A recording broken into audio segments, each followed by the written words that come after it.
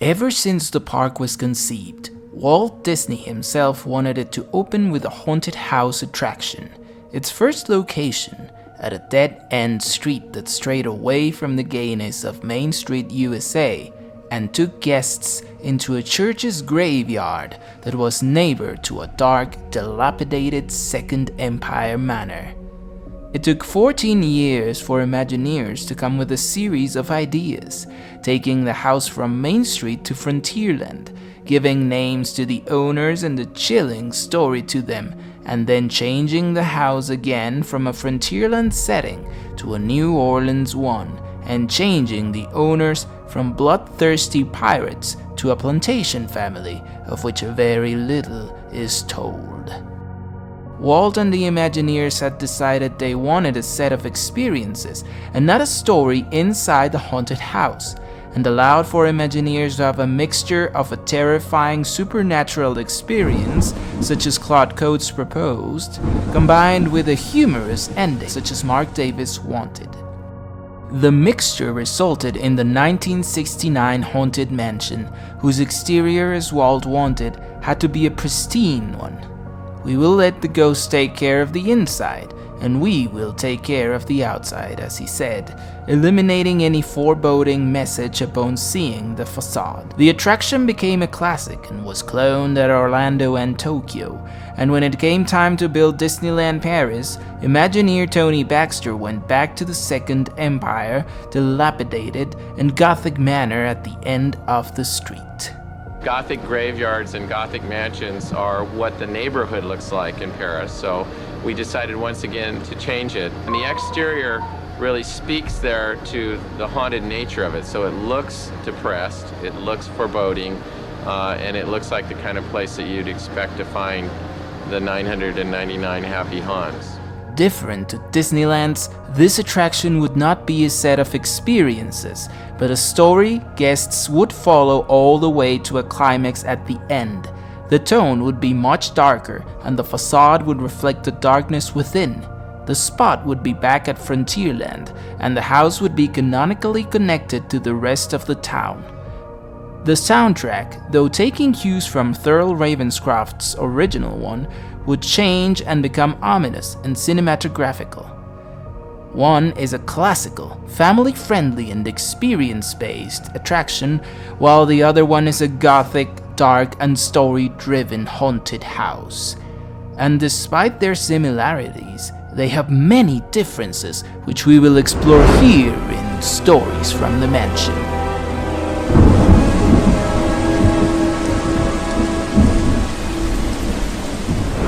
Number 1. The Facade. The classic mansion's facade is a neoclassical and well-kept, while Phantom Manor's is Second Empire, dilapidated and dark.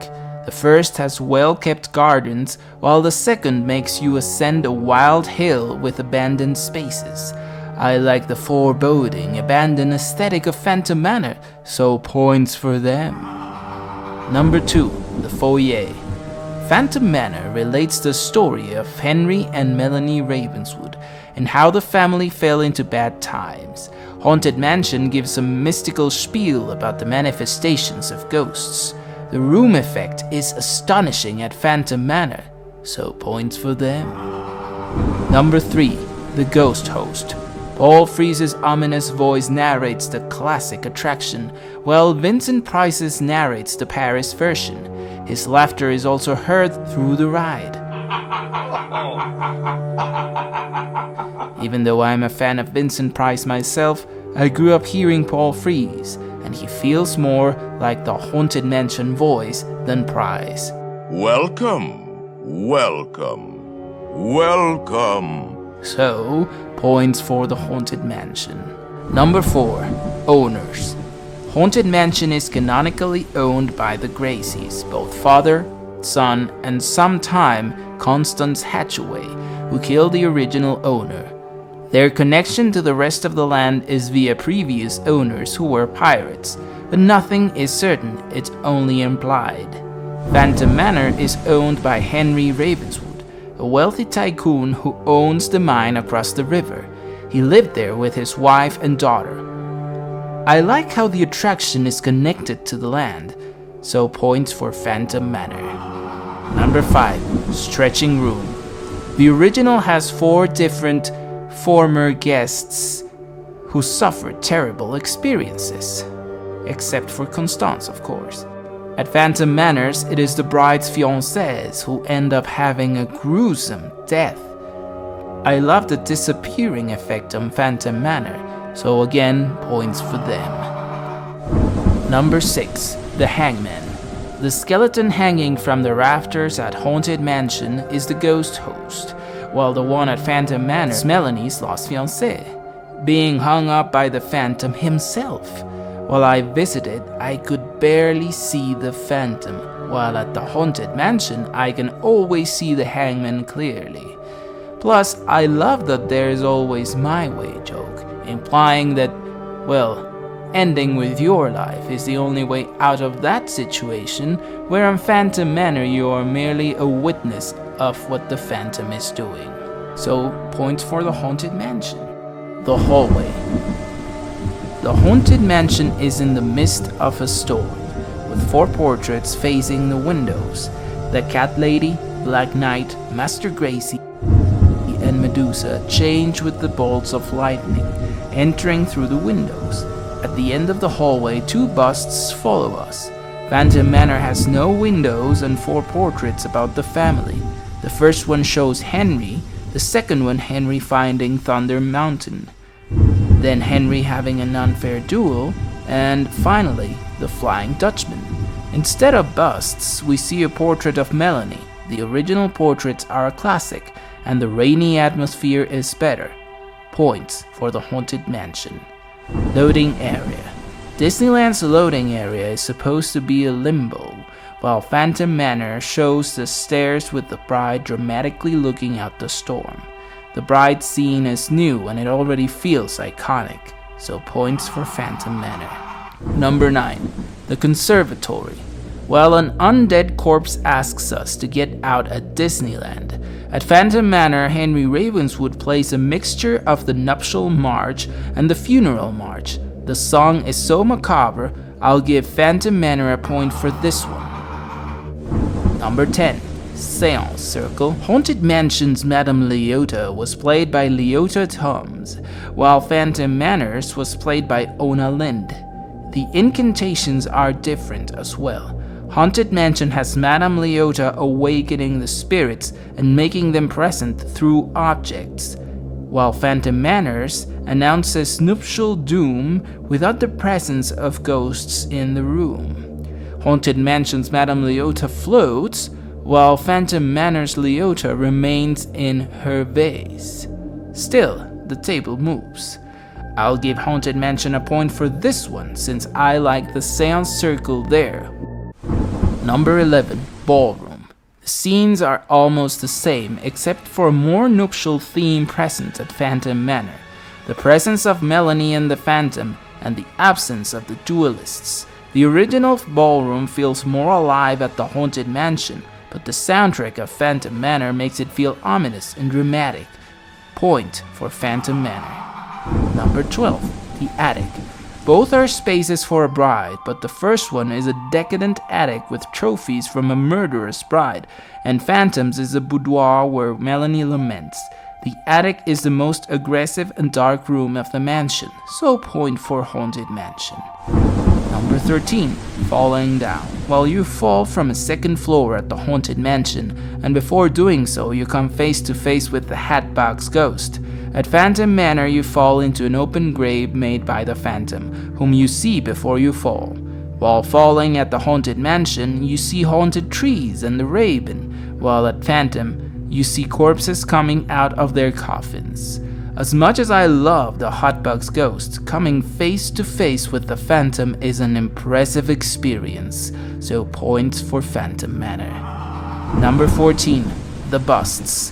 The busts are the same and sing the same song, but their surroundings are different. At Phantom Manor they are deep within the earth due to an earthquake that buried all the graveyard, while at the Haunted Mansion they are inside a neighboring graveyard. I like the look of the graveyard busts, so points for the Haunted Mansion. Number 15. The Graveyard.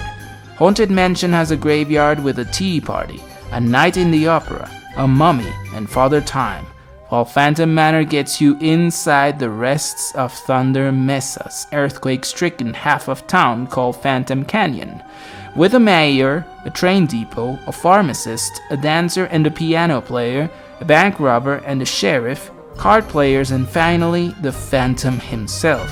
Even though I love graveyards, the idea of a whole town filled with ghosts is masterfully portrayed here, and the Phantom's animatronic here is just amazing. Also, the feeling that you are in the exterior works more here than in California's Haunted Mansion. So points for Phantom Manor. Number 16. The Crypt. When entering the Crypt at Haunted Mansion, you come face to face with the icons of the attraction, the hitchhiking ghosts, which according to the ghost host will follow you home as part of their quota. When the doom buggy turns, you find one of the ghosts sitting with you. At Phantom Manor, you find a crypt with the corpses of the 4 suitors, and then see that a deranged Melanie boards with you, asking you to marry her. The hitchhiking ghosts are amazing. Points for the Haunted Mansion. Little Leota and the Exit. While at the exit ramp at the Haunted Mansion, you come out through a crypt, where you can find little Leota explaining how you could be a permanent part of the Haunted Mansion. When you come out, you hear the house having the final laugh.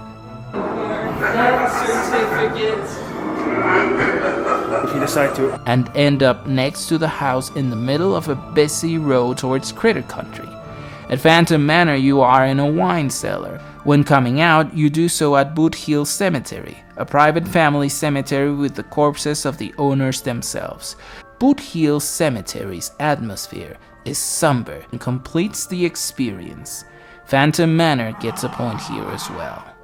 Number 19. Holiday. From September to October, the Haunted Mansion is visited by Jack and becomes Haunted Mansion Holiday, while at Phantom Manor, Jack limits his visit to posing at the front gate without wrecking the halls, so point for the Haunted Mansion here. Number 20. The Brides.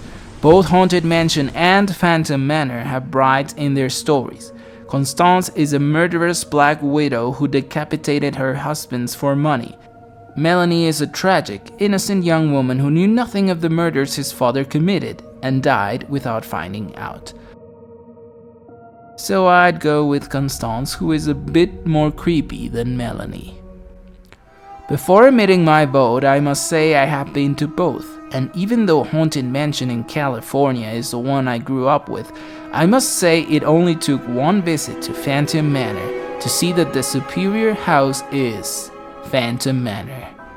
With a superior soundtrack, a cohesive story, a darker tone, and a much closer look to the original concept, this house is closer to a gothic piece of literature than the eclectic ghost retirement home from New Orleans estate. Still, I've got to say, I love both, and I love the original for what it is. It will always be the first Haunted Mansion I ever rode. But what do you think? Which one is better in your opinion, and why? Leave your comment at the comment section. This has been all for now. Rest in peace, and I'll see you all a little later.